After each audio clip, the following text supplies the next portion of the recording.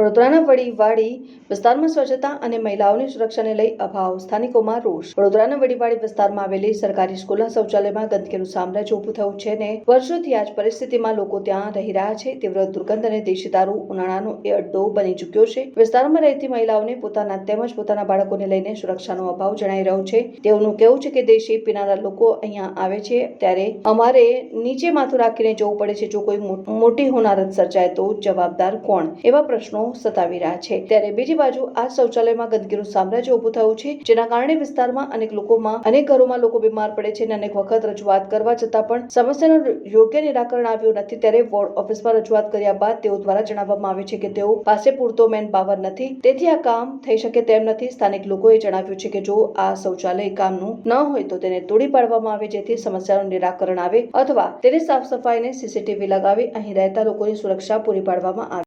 વાડી વિસ્તાર છે, સરકારી સ્કૂલની બાજુમાં સંડાસ આવેલા છે।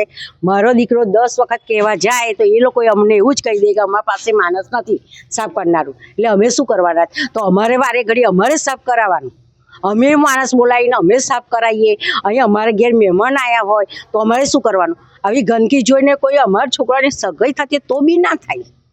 અહીંયા જે પ્રમાણે આક્ષેપ કરવામાં આવી રહ્યા છે કે દારૂની પોટલીઓ અને દારૂનો હા એ પણ છે। સાંજ પડશે ને એટલે આવીને આપણે તો ઘરમાં હોય, આપણે ખબર ના પડે।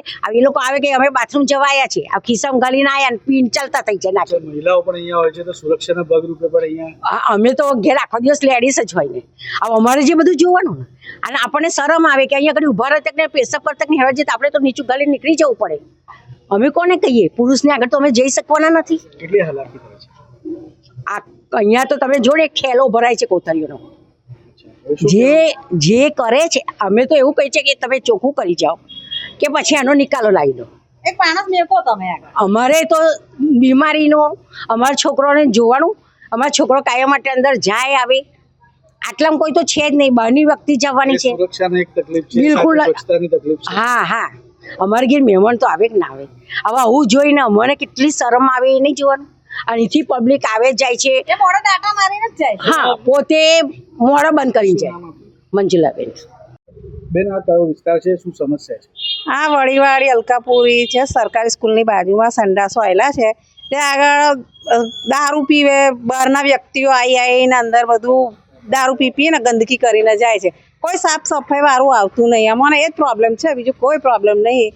આ ચોખ્ખાઈ જ નહીં મળતી આગળમાં। નાના બાળકો અહીં રમતા હોય, એમના મોઘા રમકડા બમકડા પડી જાય, અમારે ફેંકી દેવા પડે।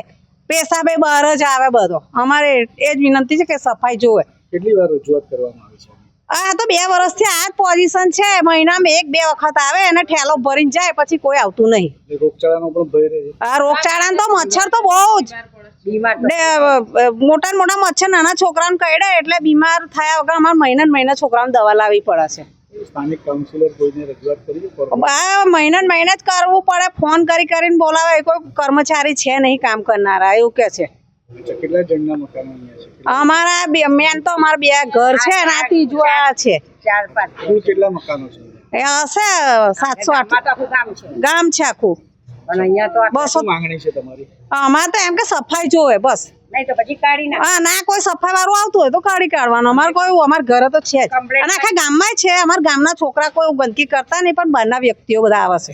અચ્છા, પરિવારમાં કોઈ બીમાર અરે અમારા છોકરાઓ એડમિટ કરવા પડે છે વારે ઘડે। શું નામ આપનું?